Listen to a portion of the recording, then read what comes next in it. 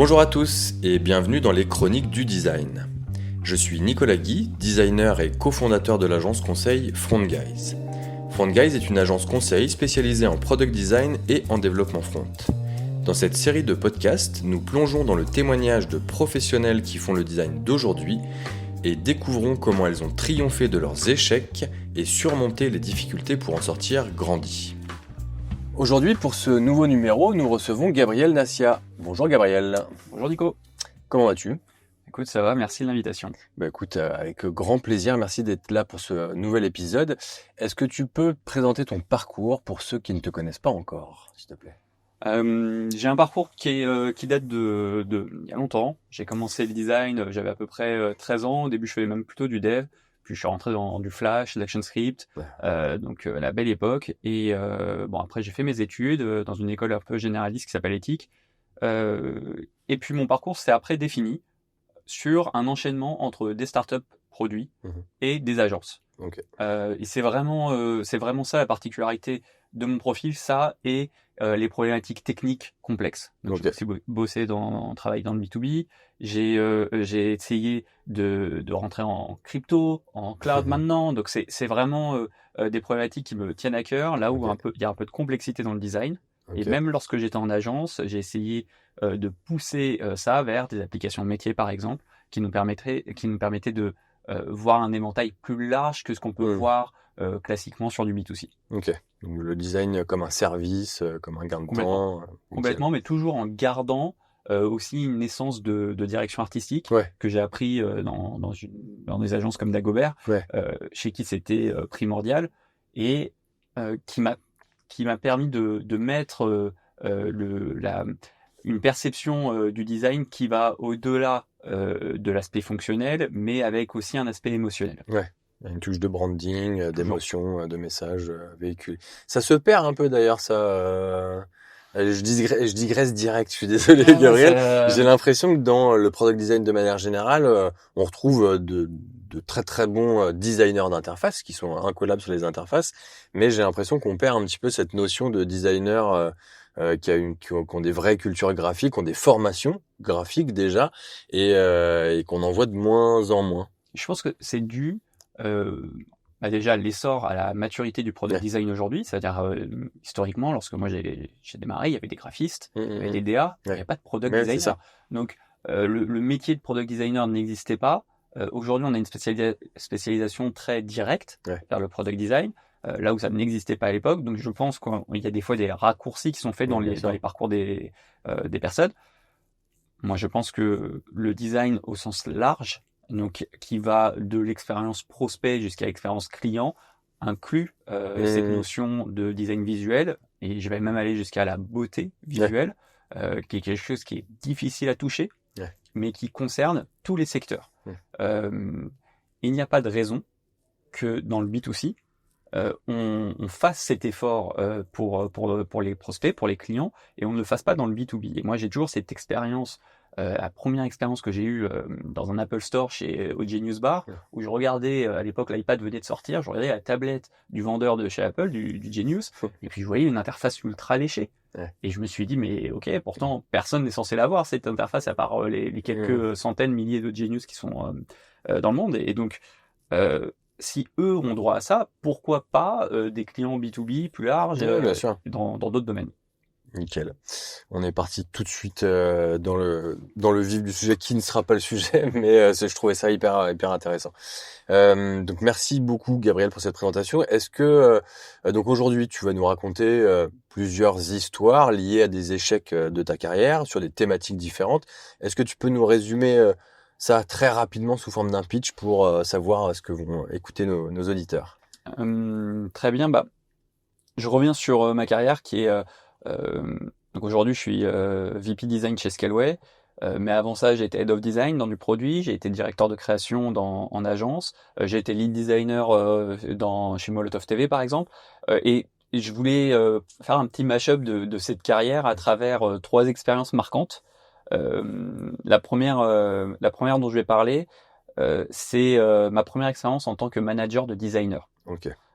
C'est quelque chose qui m'aura particulièrement marqué, puisque c'est cette transition de la track d'expertise vers la track de management.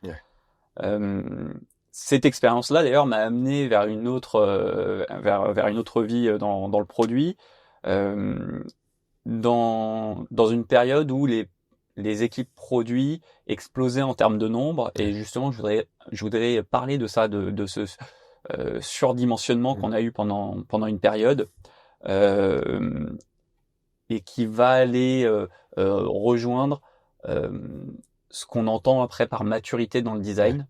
Et je vais parler du conflit qu'on peut avoir entre l'échelle de maturité du design telle que vue par l'équipe design et telle que vue par l'entreprise. Voilà. Parfait. C'est bien léché ce plan, donc là, une belle transition. Bravo. Et écoute, merci beaucoup pour cette belle introduction. Je sens que ça va être vraiment très riche.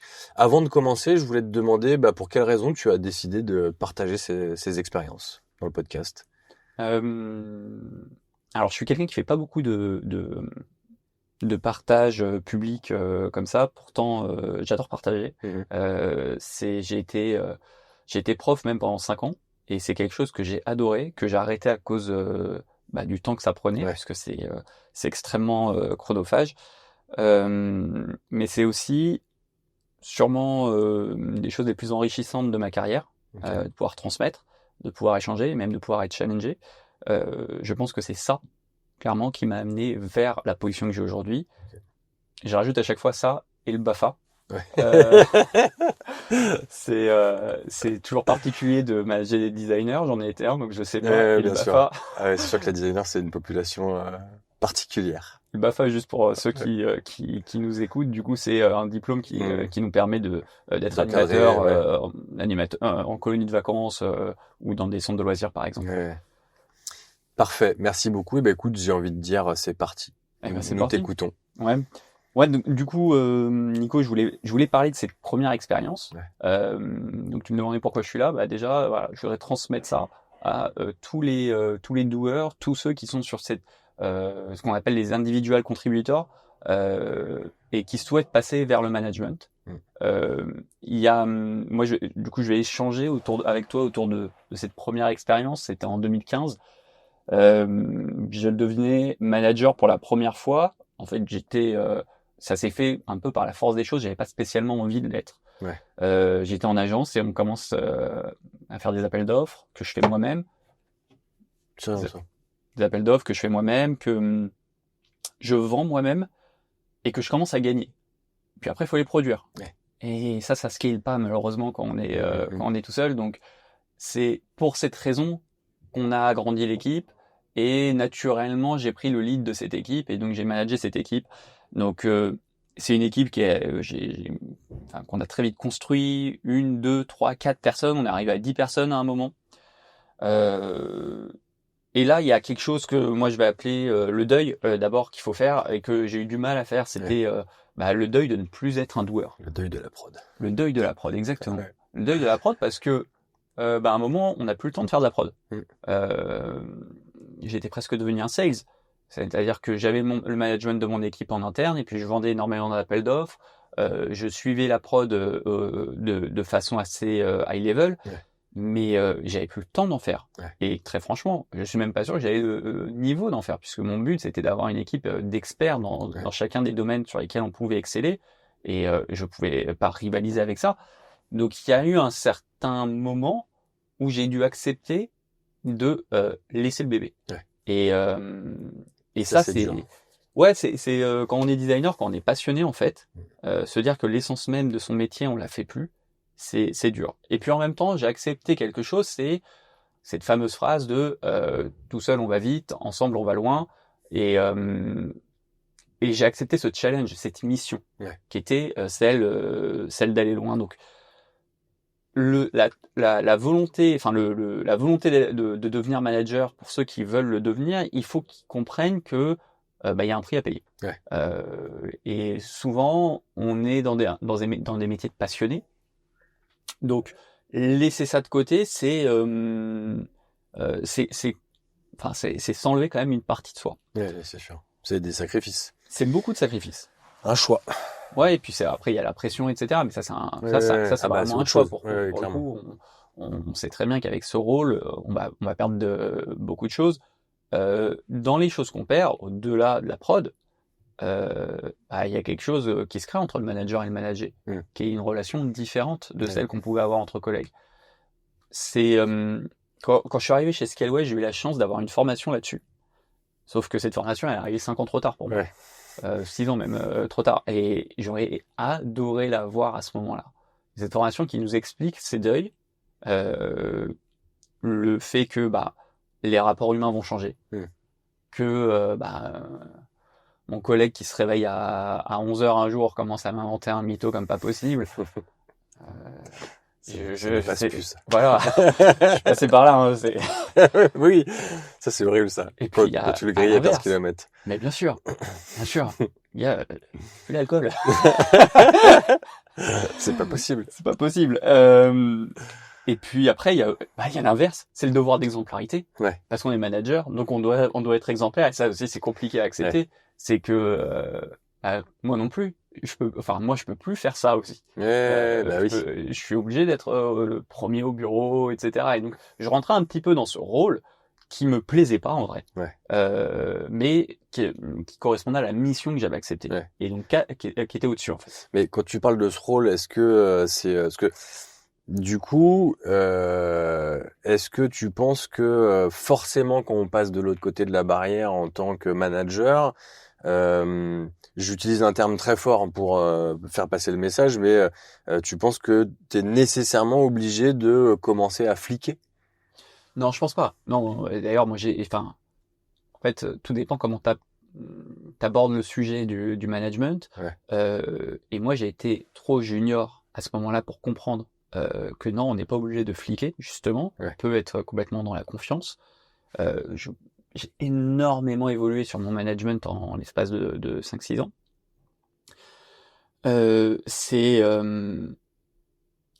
C'est quelque chose, c'est pour ça que je disais que j'aurais aimé avoir cette formation, mais c'est quelque chose dans lequel je me suis senti extrêmement seul aussi.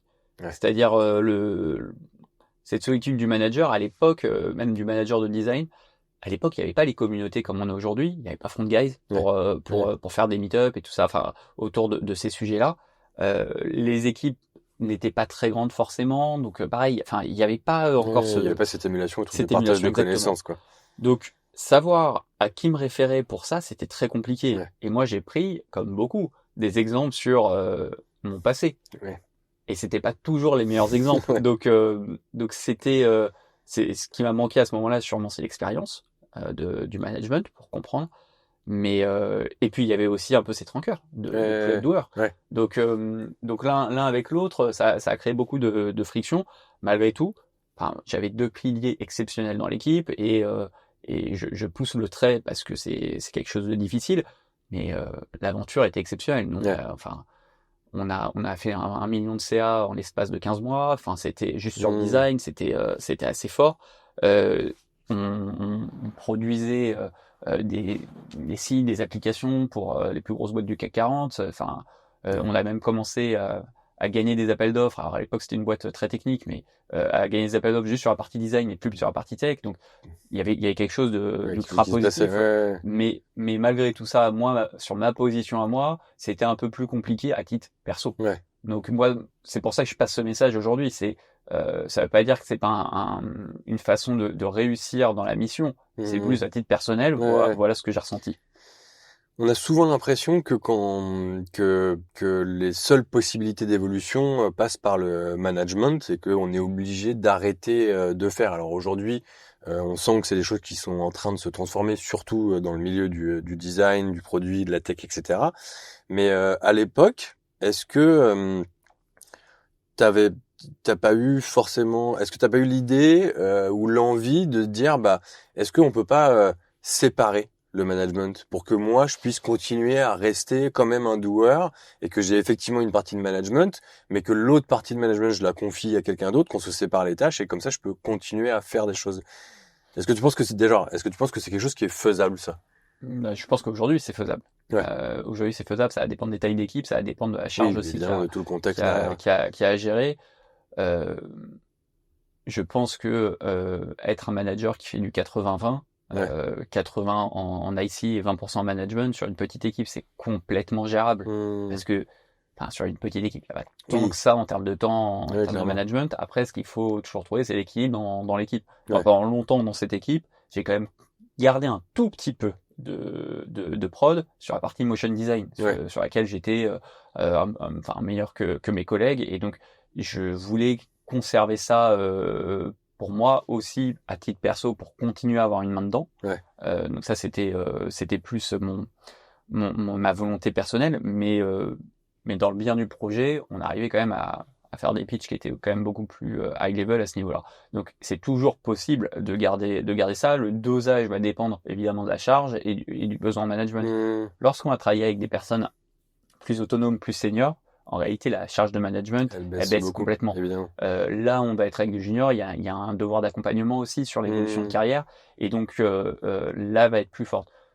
Malgré tout ça, à l'époque j'avais pas les outils que j'ai aujourd'hui, comme la gestion de la carrière pass, qui m'a permis de bien identifier différentes tracks. On en avait déjà parlé ensemble, cette track de l'expertise, et qui dit que en fait, tu peux aller au bout de l'expertise, être super senior en expertise, sans pour autant faire du management. Sans faire du management. Et c'est d'accord. Tant que l'équipe a besoin d'experts, c'est très bien. Et puis, ceux qui veulent monter vers le management ou vers des métiers plus opérationnels sans management, c'est aussi possible. Donc toute cette connaissance à l'époque, je ne l'avais pas, et je me suis enfermé dans ce personnage du manager. Je vais pas dire manager à l'ancienne, mais en tout cas avec les problématiques que je gérais mal, c'est-à-dire toute la partie confidentialité. Moi, je la gérais très très mal. C'était difficile d'être à la fois avec mon équipe et en même temps de respecter ma mission, qui était de cacher certaines choses parce qu'elles n'étaient pas publiques. Ah oui, c'est dur moi je trouve qu'il y a un truc qui est vraiment très dur, et d'ailleurs je pensais naïvement réussir à faire ça quand j'ai commencé à créer Front Guys, c'est réussir à cultiver une vraie proximité avec les collaborateurs, d'être proche sans rentrer dans l'amitié, etc. Mais je veux créer des liens avec les collaborateurs sans lien de hiérarchie. Et t'as beau, toi, ne pas te positionner en tant que supérieur hiérarchique, en fait, les gens te voient comme ça, quoi qu'il arrive, quoi. Et c'est ça, pour moi, qui a été le plus dur à admettre. Je pense que j'ai pris ce rôle, j'ai joué un peu ce rôle de manager, parce qu'en fait, j'ai vu que c'était en fait inévitable. On y arrive à un moment, et on y arrive quand, souvent, il y a des problématiques complexes à gérer. Moi, j'ai eu le cas d'une revente à gérer de l'entreprise, sur laquelle j'étais pas forcément d'accord avec ce que faisait la direction. Mais j'avais pas le choix, c'était mon rôle, c'était ma mission, j'étais payé pour ça, ça fait partie de ma fiche de poste. Et donc, quelque part, même si j'étais pas d'accord avec ce qui se passait, fallait quand même que j'arrive à enrober le truc. Et ça m'a valu d'avoir l'équipe qui se retourne contre moi. Et ça c'est terrible. Et ça, c'est l'enfer. Et alors, ça s'est passé comment? C'est dans mes piliers, une personne à qui j'avais donné quasiment toute ma confiance n'a plus confiance en moi, et à retourner de façon vraiment pas sans méchanceté en fait, mais plus parce que perte de confiance, donc l'équipe qui perd l'adhésion. Moi, ça, je l'ai très mal vécu personnellement. Et après, je me suis, j'ai eu une discussion avec cette personne, et je lui ai dit une phrase que j'avais le sentiment d'être trahi comme mon ex m'avait trahi. Mais c'était montré aussi à quel point j'étais attaché à notre relation professionnelle de confiance là-dessus. Et ça m'a même fait me remettre en question sur ma position de manager, sur la volonté de continuer dans le management. Et puis, en réalité, j'ai fait ce deuil à ce moment-là. Et j'ai accepté que le management, c'est pas comme être un collègue. C'est différent. Ça veut pas dire c'est mieux, ça veut pas dire c'est moins bien. Ça veut pas forcément dire que c'est plus dur. C'est d'autres compétences, et c'est d'autres missions. Donc là, je l'ai accepté.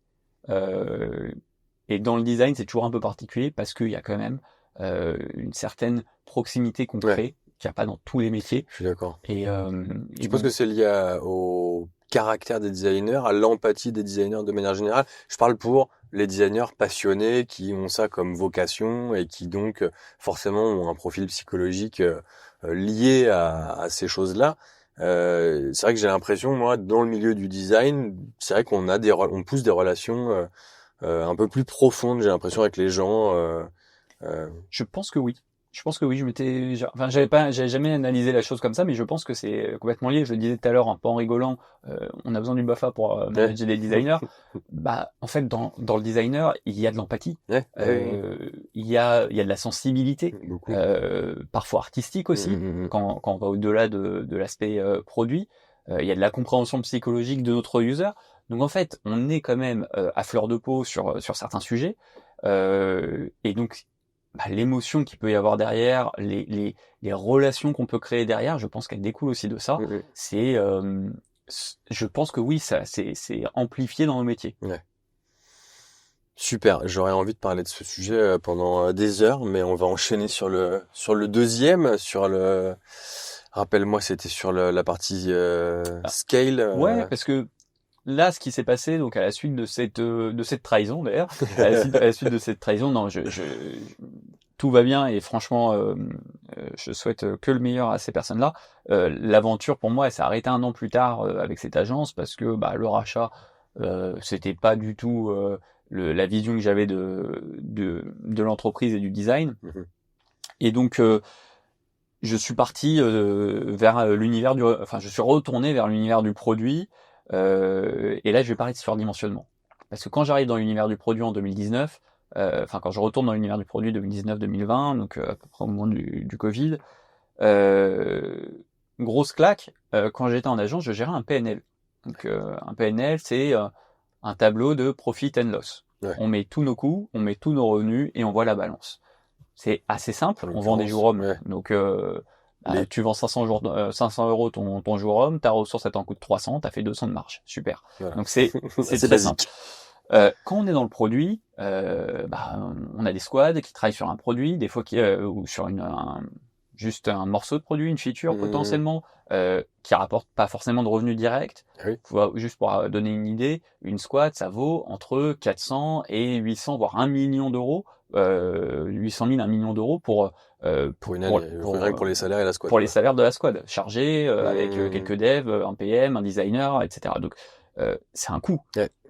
Sauf que voir la rentabilité de cette squad, c'est très très compliqué. Et on a aussi ce problème au design. Donc dans le meilleur des cas, ce que je pense, c'est qu'on peut faire un tracking de temps pour dire t'as bossé tant d'heures sur ce produit et donc à la fin le produit a rapporté tant, voilà. Donc et on divise la poire et puis voilà. Donc il y a cette façon de faire, mais qui est pas très fine. Mais en réalité, quand je suis arrivé dans le produit, on n'était pas trop dans ce mindset. On était dans un mindset de il y a de l'argent qui coule à flot. Il y a l'État qui a annoncé qu'il voulait 30 licornes. Il y a des investisseurs qui mettent de l'argent comme pas possible. Ouais. Et ça faisait un peu l'effet d'une bulle. Ouais. Il y a des licornes qui sont arrivées, qu'on commençait à embaucher à peu près tout ce qui allait sur le marché, ouais. Et on se retrouve avec des équipes surdimensionnées. Souvent, on ne sait pas trop pourquoi. Eux-mêmes ne savent pas trop pourquoi, mais ils ont de l'argent à dépenser, donc ils le font. Un marché qui est hyper tendu à ce moment-là, hyper dur de recruter où que ce soit, et on fait des choses en se disant du coup comme on a de l'argent on va le faire mieux, on va le faire bien, etc. Mais on se repose pas la question de base du retour sur investissement, ouais. Du ROI. Et à l'arrivée du Covid, moi j'ai dû me séparer d'une de mes ressources donc dans cette boîte produit. C'était pas un choix facile, mais c'était la personne qui s'occupait de la partie Android de notre design system. Et c'était quelque chose, nous, qu'on faisait de façon ultra léchée. On avait notre 08 qui était hyper bien documenté, on avait des rituels, on avait des rituels avec les designers, des rituels avec les devs, un flow Jira pour ça, etc. Enfin, c'était vraiment... Ça roulait de fou. Mais à quel prix? Ouais. Toutes ces réunions, tout ce qu'on appelle le time to market, donc le temps entre le moment où on a besoin d'une feature et le moment où c'est dans la main du client. Puis là, on n'en a pas parlé en fait, parce que j'étais entre les deux dans le design system pour mettre à disposition des composants et des guidelines à des personnes qui vont potentiellement l'utiliser. Et en fait, quand on a dû se séparer de cette personne, on a dû faire des choix aussi sur le design system et se dire celui-là, on va arrêter de le maintenir déjà. Ce sera juste, on va le choper. S'il y a besoin de faire un truc, ce sera en best effort, mais ce sera pas terrible. Et en réalité, on a amélioré notre time to market en faisant ça. Ouais. On a donné plus de valeur à notre produit parce que déjà on s'est rendu compte qu'il y avait très peu d'utilisateurs qui utilisaient réellement, d'utilisateurs finaux, ouais. Qui utilisaient notre produit sur Android, et donc tout cet effort qu'on mettait, il valait pas forcément le coup. Il était pas très rentable. Il était pas rentable du tout. Et en plus de ça, en interne, en fait, on a réussi à mettre plus d'efforts sur les features qu'on avait shippées, plus que le fait d'avoir un design system by the nickel book, chrome, nickel, etc. Et ça veut pas dire que c'est pas bien. Ce que je veux dire, c'est que c'est toujours très très compliqué de prendre ce recul sur l'importance que ça a d'être pragmatique sur les choix qu'on fait en design system. Et le surdimensionnement, c'est ce qui a provoqué pour moi ça. Ça a provoqué le fait qu'on n'arrive plus à prendre de hauteur, à se dire mais attends, pourquoi on fait ça? Pourquoi on fait tous ces rituels? Pourquoi on a toute cette librairie Sketch à l'époque? Est-ce que ça, c'est pas un non-sens? Alors oui, on a créé de la dette, mais cette dette, elle a un coût aussi. Et ce coût, il était quand même bien inférieur que tout ce qu'on mettait en place pour ne pas avoir ça. Est-ce que ça me fait penser à un truc? Est-ce que tu penses aussi que, parce que j'ai l'impression que chez les designers, on est tous un peu comme ça à vouloir essayer de pousser ce qu'il y a de mieux, d'être innovant le plus possible, sans vraiment faire attention au contexte. J'ai l'impression que c'est un peu un truc de passionné, ça. C'est-à-dire vraiment d'essayer d'aller au bout des choses, d'utiliser les dernières techniques. Tiens, les tokens sont sortis. Tiens, je vais faire. Sans se poser la question de est-ce que en fait la boîte autour de moi, elle est prête à faire ça. J'ai un peu l'impression que c'est un truc de designer, ça, et j'ai un peu l'impression que c'était à cette époque ce qui se passait, c'est-à-dire que vraiment, effectivement, comme tu disais, il y avait beaucoup de moyens, donc on se dit, mais alors attends, pour bien bosser, il faut qu'on fasse ça, il faut qu'on fasse ça, il faut qu'on fasse ça, sans vraiment se dire, mais en fait, de quoi la boîte a besoin, quoi. C'est exactement ça. C'est exactement ça. On prenait pas le recul peut-être à cette époque. Après, c'est peut-être aussi une erreur d'expérience ou de seniorité de ne pas prendre ce recul, que ce soit designer, manager, peu importe, hein. Mais de ne pas avoir cette vision vraiment orientée client, parce que si on se veut vraiment user-centric, le time to market, il est important pour lui. Tu m'étonnes. Donc ça, il faut jamais l'oublier. Et c'est intéressant ce que tu dis sur est-ce qu'on se suit, etc. J'avais vu un tweet l'autre jour passer où il disait la majorité des designs qui sont faits, ils sont faits pour les montrer à nos copains designers. Il faut faire attention à ça, parce que notre copain designer, c'est pas le client qui va utiliser notre app. Donc ça c'est quand même un truc qui revient assez souvent. Ce truc de vouloir être perfectionniste dans l'écosystème design, en oubliant un petit peu le pragmatisme qu'on peut avoir sur le produit en lui-même. Et souvent, ça va aussi avec la maturité de l'entreprise et la maturité de l'équipe design. Ça me permet de faire la transition avec le dernier sujet, puisque donc dans l'expérience précédente, j'ai été forcé de réorganiser, de restructurer la façon dont l'entreprise elle pensait à l'impact du design et du design sur les clients. Et c'est souvent d'ailleurs dans ces moments-là qu'on a un très bon indicateur de la position, de l'échelle de maturité du design dans l'entreprise. Parce que lorsqu'on restructure une entreprise, on va faire des choix, les meilleurs choix qu'on pense pour le business et pour l'entreprise. Et donc, les choix qui vont tomber pour le design vont être le reflet de ça. Exact. Et donc, c'est pour ça que je voulais parler de cette échelle de maturité et de cette différence qu'on peut avoir entre la perception de l'équipe design et la perception de l'entreprise. Donc, juste pour ceux qui nous écoutent, ce que j'appelle l'échelle de maturité, c'est une notion qui a été poussée par Nielsen Norman Group, qui est une source exceptionnelle pour l'UX et le design en général. Ils ont partagé cette visualisation de l'échelle de maturité qui va d'une échelle où le design est absent de l'organisation. Et donc là, on va souvent être avec des devs qui vont faire directement des interfaces eux-mêmes et des agences externes, mais qui n'ont pas forcément cette sensibilité, qui leur but c'est de shipper, de mettre un truc dans la main des utilisateurs, peu importe la façon dont il va être utilisé, et puis surtout pas forcément de méthode pour analyser ça et pour comprendre comment on peut faire mieux. Donc ça, c'est le plus bas de l'échelle, c'est l'étape 1, et puis ces étapes, elles vont jusqu'à 6, où le 6 c'est user driven. Là, on va être sur quelque chose où le design, non seulement il est central, En fait, c'est ça qui va permettre d'orienter les choix qu'on va faire en termes de business et de produits. Il y a des entreprises qui sont uniquement basées là-dessus. Je prends Uber par exemple ou Airbnb, The Fork. C'est le design qui va permettre d'organiser la roadmap. En tout cas, les choix qu'on va faire en termes de design.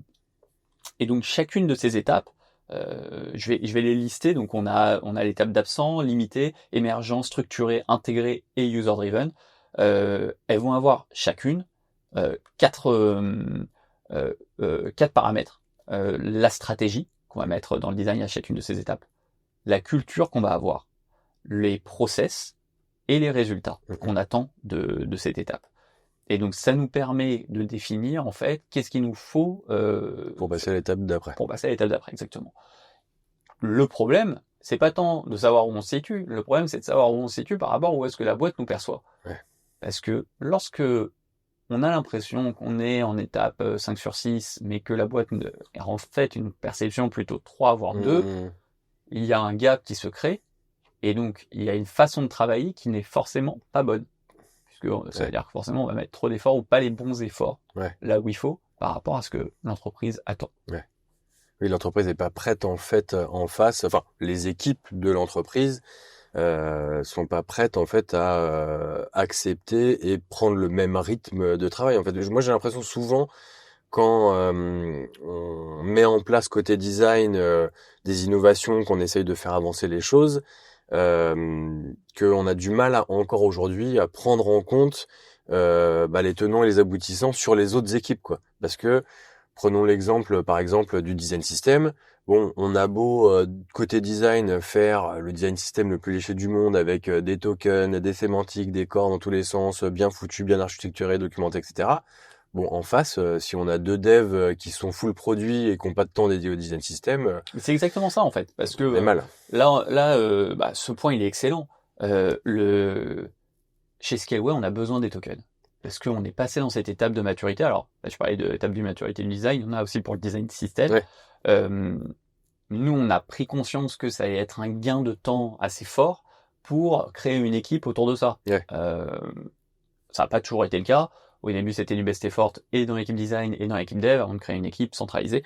Mais on a eu besoin d'expérimenter, de monter en maturité sur ce point-là pour débloquer déjà le budget pour faire une équipe. Et le problème, c'est quand il y a un décalage entre les deux. Parce que moi, ça me sert à rien d'avoir de la documentation dans tout mon design system s'il n'y a pas un designer, s'il n'y a pas un développeur qui va l'utiliser. C'est le temps qu'on a perdu à pas faire d'autres composants concrètement. Mais lorsqu'on ressent le besoin et lorsqu'on est prêt à le faire, chez Scaleway par exemple, on a une galaxie de sites en fait. Les tokens nous permettent de gagner un temps fou sur la conception. Et donc ça a été des fondations lourdes à mettre en place, à s'aligner avec les devs. Aujourd'hui, on a un langage commun, c'est beaucoup de temps de gagner sur la conception. Ça, les clients et de manière générale, les équipes ont quand même du mal à comprendre à quel point c'est un investissement sur l'avenir, et c'est pas un investissement court terme, quoi. C'est un investissement plutôt moyen long terme pour que ça donne vraiment ses fruits, quoi. Mais c'est exactement ça. Et pourtant les équipes, les directions, etc., qui elles savent ce que c'est. Enfin, je veux dire, c'est leur cœur de métier de trouver les bons investissements, les bons leviers pour gagner en productivité derrière. Et j'ai l'impression que c'est assez compliqué de faire comprendre ça. Alors de moins en moins quand même. Côté design system, j'avoue que là, la dernière année, elle a quand même été assez folle. J'ai l'impression que même dans les boîtes pas très matures, d'ailleurs, qui veulent mettre en place des design systems alors qu'il y a des étapes qui n'ont pas été faites avant et donc qu'il faut. On y est encore, ça veut dire sur l'histoire de maturité. Ben voilà, c'est ça. Entre le décalage on a besoin de ça, par contre, en réalité, on n'est pas à cette étape. Et c'est ça. C'est un vrai problème parce qu'ils vont avoir soit ils rentrent en conflit à un moment donné. Ils vont soit avoir des expectations qui sont beaucoup trop élevées par rapport à ce dont ils ont besoin, soit l'inverse. Donc, on est cette étude de l'étape de maturité, de l'état des lieux de la maturité du design, de la maturité du design au sein de l'entreprise, au sein de l'équipe design, il est clé. Il est même clé pour donner plus de vision aux designers avec lesquels on travaille. Savoir où est-ce qu'on se situe, c'est aussi savoir où est-ce qu'on doit aller, où est-ce qu'on veut aller. Concrètement, on n'a pas forcément tous besoin d'aller à l'étape 6. Déjà, si vous êtes en étape 4, votre business, il peut très bien fonctionner et ça peut être un goal. Donc, il faut bien prendre ça aussi en compte, mais il faut être aussi honnête sur l'analyse qu'on fait de notre état des lieux. Et c'est là-dessus que je dis qu'il ne faut pas qu'il y ait de décalage entre ce que l'équipe design a comme perception de l'équipe et de ce qu'on fait en tant qu'équipe design et entreprise. En alignant les deux, ça permet aussi de mettre un objectif commun sur les deux et donc une véritable vision de l'évolution de l'équipe design. Et d'ailleurs, comment on fait pour décider qu'on veut passer à l'étape d'après? Et autre chose, pourquoi on veut aller à l'étape d'après? Est-ce que c'est vraiment que un gain de productivité de qualité? Est-ce que selon le contexte, selon la boîte, comme tu disais, on n'a pas forcément tous besoin d'être à l'échelle 6, quoi.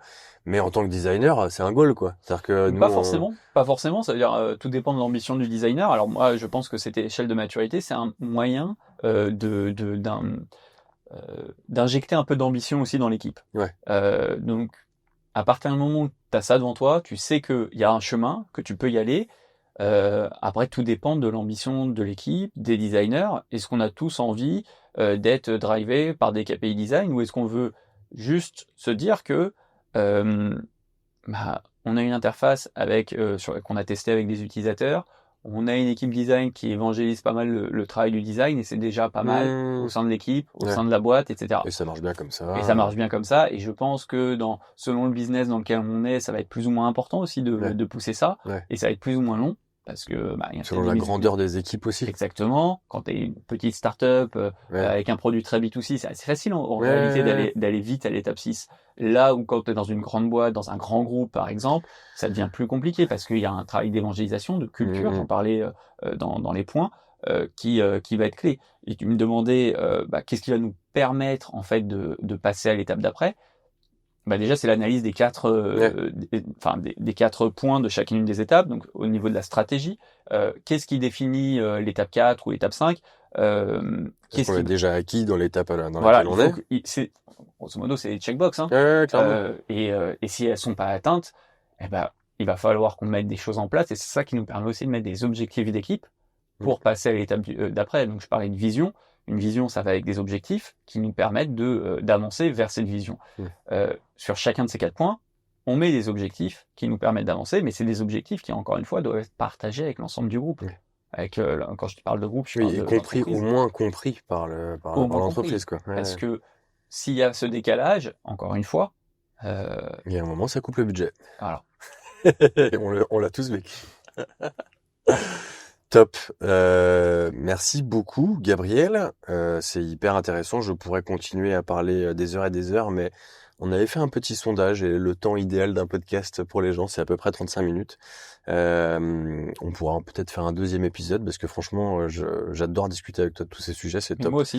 Est-ce que en ce moment, tu as, je sais pas, un petit dernier mot pour la fin? Est-ce que tu as des actualités en ce moment? Est-ce que tu as des sujets dont tu veux parler, des personnes à recommander, à suivre sur les réseaux? Moi, j'ai beaucoup de parler des échecs. Je pense que les échecs, c'est ce qui fait, ce qui fait la personne qu'on est en réalité. C'est important de toujours tirer du positif de ça. La vie est faite, elle n'est pas faite que de succès, elle est faite d'échecs et tourner ces échecs en succès, pour moi, c'est avancer. J'ai dressé un tableau qui est parfois un peu noir, mais la raison pour laquelle je pousse le partage de ces échecs, c'est parce que je crois fortement au design. Et au bienfait du design, à cette volonté d'avoir ce design mature dans les organisations. Et ce que je veux pouvoir partager aujourd'hui, c'est du coup, n'ayez pas peur de l'échec. Ça doit faire partie du truc pour avancer. C'est ce qu'on appelle l'expérience. Tout à fait. Merci beaucoup pour cette belle conclusion. Merci Nico, Gabriel. pour l'invitation. Merci beaucoup d'être venu et puis écoute, je te dis à très bientôt. À bientôt.